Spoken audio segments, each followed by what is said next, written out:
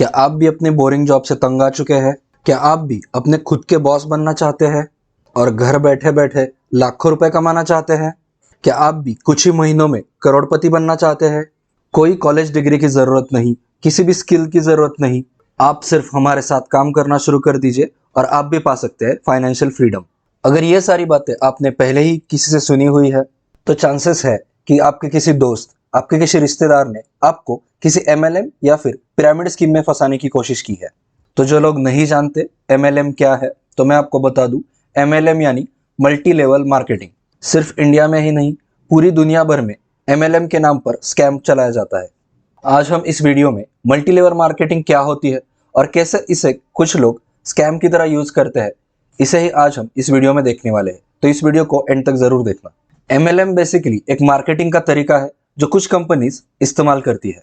किसी भी normal scenario में अगर हम नॉर्मल कंपनी की बात करें तो यूजुअली क्या होता है, कंपनी अपने प्रोडक्ट्स मैन्युफैक्चर करती है, जिसके बाद उन प्रोडक्ट्स को डिस्ट्रीब्यूटर्स के पास भेजा जाता है, यानी शॉपिंग मॉल, स्टोर्स एक्सेट्रा, और वहां से वो प्रोडक्ट्स कंज्यूमर्स अपने लिए खरीदते हैं।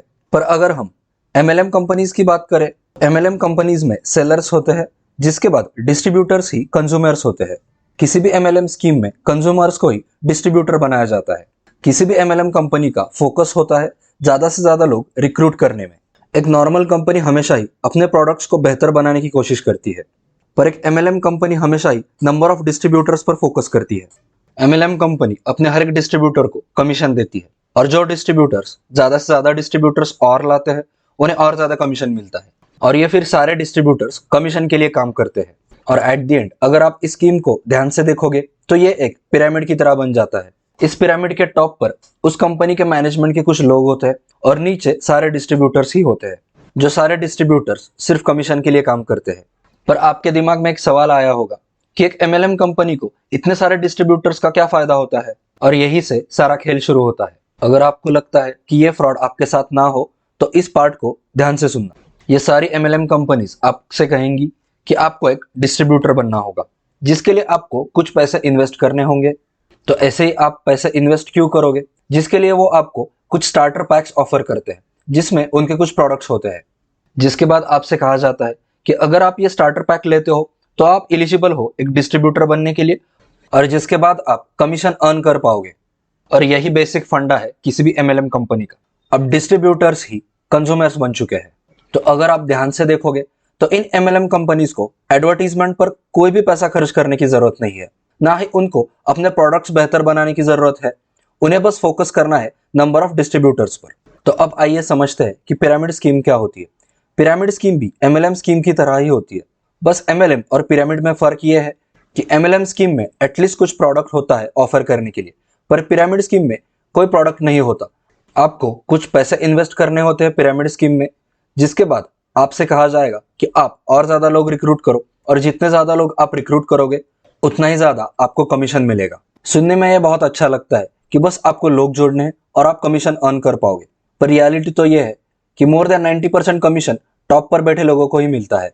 मान लो आप एक पिरामिड स्कीम ज्वाइन करते हो, जिसमें आपसे कहा गया है कि बस आपको 8,000 रुपए इन्वेस्ट करने हैं, जिसके बाद आपको सिर्फ 3 लोग जोड़ने हैं, फिर आपको 10% कमीशन मिलेगा उन लोगों की इन्वेस्टमेंट के ऊपर।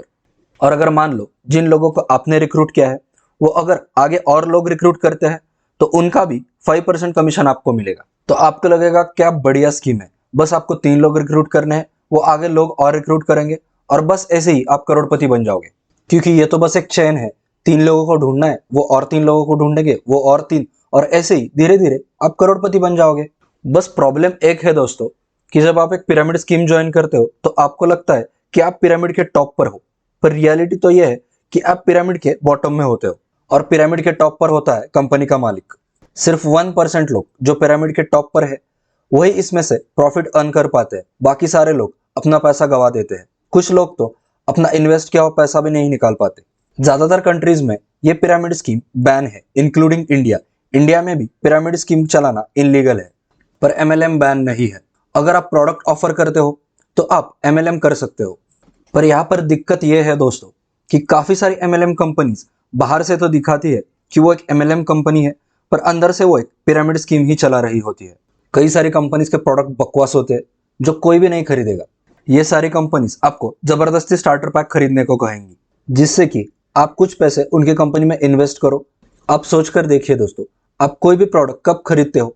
जब आपको वो प्रोडक्ट अच्छा लगे, यूजफुल हो, आपकी ज़िंदगी आसान बनाता हो, तभी आप उस प्रोडक्ट को खरीदोगे। Same with the job. आपको कोई भी कंपनी जॉब क्यों देगी? अगर आपके पास कोई स्किल हो, आप उस कंपनी में वैल्यू ऐड करते हो, तभी जाकर कोई भी कंपनी आपको जॉब देगी।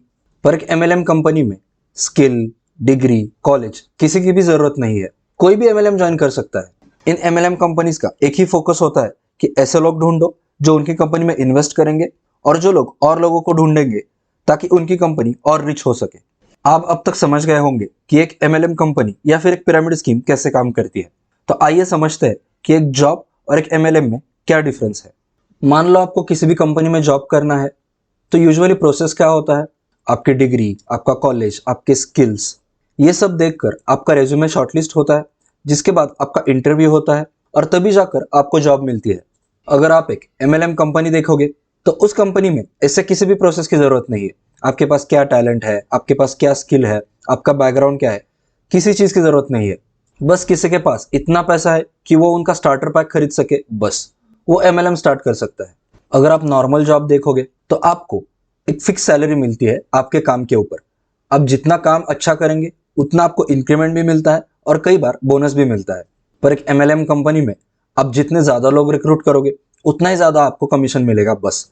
और अगर आप लोग नहीं जोड़ पाते हो तो जो पैसे आपने इन्वेस्ट किए हैं वो भी डूब जाएंगे।